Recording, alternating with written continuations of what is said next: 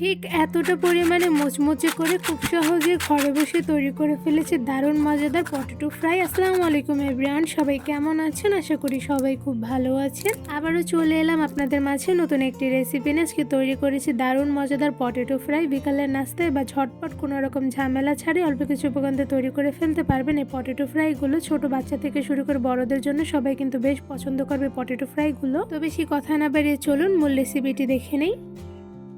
প্রথমে এখানে আমি দুটো বড় সাইজের আলু নিয়ে নিয়েছি। আলু দুটো কিন্তু খুব ভালোভাবে আমি খোসা ছাড়িয়ে ধুয়ে ক্লিন করে নিয়েছি। আপনার যতটুকু পরিমাণে আলু ফ্রাই করবেন ঠিক সেই পরিমাণে আলুর পরিমাণটা কমিয়ে বাড়িয়ে নিতে পারেন। এবারে আলুগুলো অনেকটা পরিমাণে পাতলা করে কেটে নিব।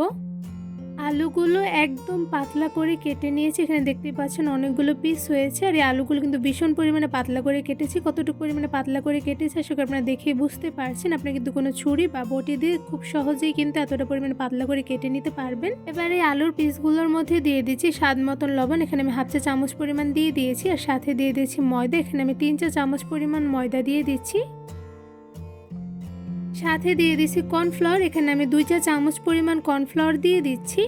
এবার এর মধ্যে দিয়ে দিচ্ছি হাফ চা চামচ পরিমাণ গোলমরিচের গুঁড়া। সাথে দিয়ে দিচ্ছি লাল মরিচের গুঁড়া 1 চা চামচ পরিমাণ। ঝালের পরিমাণটা আপনারা কমিয়ে বাড়িয়ে দিতে পারেন। আর গোলমরিচের গুঁড়া দেওয়ার কারণে পটেটো ফ্রাইসের স্বাদটা কিন্তু বেশ মজাদার হবে।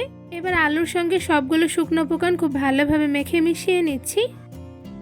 আলুগুলো ধুয়ে নেওয়ার পর কিন্তু একদম খুব ভালোভাবে পানিগুলো ছাড়িয়ে নিতে হবে যাতে কোনো প্রকার আলুর সঙ্গে পানি না থাকে। আর এই পর্যায়ে কিন্তু আমি সব ধরনের মশলা দিয়ে আলুগুলো খুব ভালোভাবে মেখে মিশিয়ে নিয়েছি। তো এই পর্যায়ে দেখতে পাচ্ছেন মেখে মিশিয়ে নেওয়া হয়ে গিয়েছে।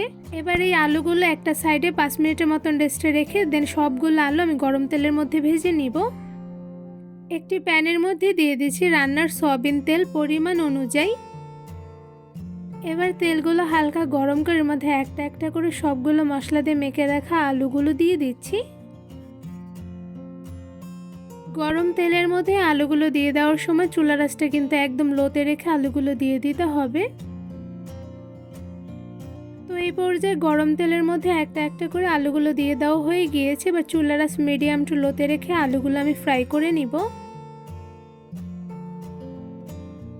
মিডিয়াম টু লো আছে কিছুক্ষণ আলুগুলো ফ্রাই করে নিয়েছি। তো এই পর্যায়ে একটা চামচের সাহায্যে আলুগুলো আলতোভাবে একটা একটা করে নেড়ে নিচ্ছি।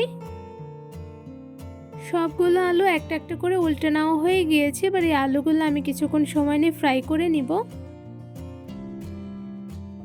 এই আলু ফ্রাইগুলো করার সময় চুলার আঁচটা মিডিয়াম টু লোতে রেখে একটু বেশি সময় নিয়ে ফ্রাই করে নিলে সেক্ষেত্রে আলুগুলো কিন্তু ভীষণ পরিমাণে মুচমুচে হবে। নয়তো বা হাই হিটে ফ্রাই করে নিলে সেক্ষেত্রে উপর থেকে তাড়াতাড়ি কালার চলে আসবে, বাট বেশি একটা কিন্তু মুচমুচে হবে না। একটু বেশি সময় নিয়ে আলুগুলো আমি ফ্রাই করে নিচ্ছি। তো এই পর্যায়ে আলুগুলো আবারও নেড়ে নিচ্ছি। কিছুক্ষণ পরপর আলুগুলো নেড়ে নিলে সেক্ষেত্রে কিন্তু প্রত্যেকটা আলু খুব সুন্দরভাবে ফ্রাই হবে।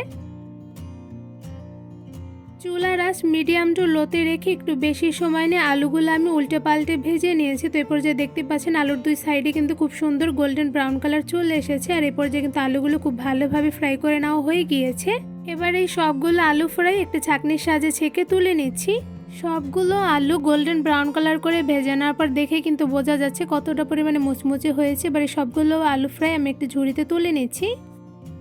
একদম সহজভাবে কোনো রকম ঝামেলা ছাড়াই শুধুমাত্র অল্প কিছু উপকরণ দিয়ে ঘরে বসে তৈরি করে ফেলেছে দারুণ মজাদার মুচমুচে পটেটো ফ্রাই। এই পটেটো ফ্রাইগুলো যে কতটা পরিমাণে মুচমুচে হয়েছে আশা করি আপনারা সাউন্ড শুনে বুঝতে পারছেন। এতটা পরিমাণে মুচমুচে করে পটেটো ফ্রাইগুলো কিন্তু একদম সহজভাবে আমি ঘরে বসে তৈরি করে ফেলেছি। এই পটেটো ফ্রাইগুলো যেমন মুচমুচে হয়েছে সাথে কিন্তু খেতে অসম্ভব মজাদার হয়ে থাকে। কোনো রকম ঝামেলা নেই, ঝটপট কিন্তু বানিয়ে নেওয়া যায়। একটা পটেটো ফ্রাই আপনাদের একটু ভেঙে দেখাচ্ছি। তো এই পর্যায়ে দেখতে পাচ্ছেন মাশাআল্লাহ কতটা পরিমাণে মুচমুচে হয়েছে যে ধরার সাথে সাথে ভেঙে গিয়েছে। এই পটেটো ফ্রাইগুলো এমনি খেতে যেমন ভালো লাগে সাথে উপর থেকে অল্প পরিমাণে বিট লবণ দিয়ে খেতেও কিন্তু বেশ মজাদার হয়ে থাকে। বিকেলের নাস্তায় ঝটপটে মজাদার পটেটো ফ্রাইগুলো কিন্তু খুব সহজে বানিয়ে নিতে পারবেন। ছোট বাচ্চাদের কিন্তু বেশ পছন্দের একটি খাবার হতে পারে এই পটেটো ফ্রাইগুলো। একটু বেশি করে বানিয়ে 1 সপ্তাহের মতন বয়ামে রেখে খেতে পারবেন। এতে করে কিন্তু পটেটো ফ্রাইগুলো সেম ভাবে মুচমুচে থাকবে। ভীষণ মুচমুচে দারুণ মজাদার পটেটো ফ্রাই তৈরির রেসিপিটি আপনাদের সবার কাছে কেমন লেগেছে তা আমাকে অবশ্যই কমেন্ট করে জানাবেন। এই মুচমুচে দারুণ মজাদার পটেটো ফ্রাই তৈরি রেসিপিটি আপনাদের সবার কাছে ভালো লেগে থাকলে আমার চ্যানেলটি সাবস্ক্রাইব করে ভিডিওতে বেশি বেশি লাইক কমেন্ট শেয়ার করে আমার পাশেই থাকবেন। আজকে এখানেই বিদায় নিচ্ছি। দেখাবো অন্য কোনো ভিডিওর মাধ্যমে। সবাই সুস্থ থাকবেন, ভালো থাকবেন। আল্লাহ হাফেজ।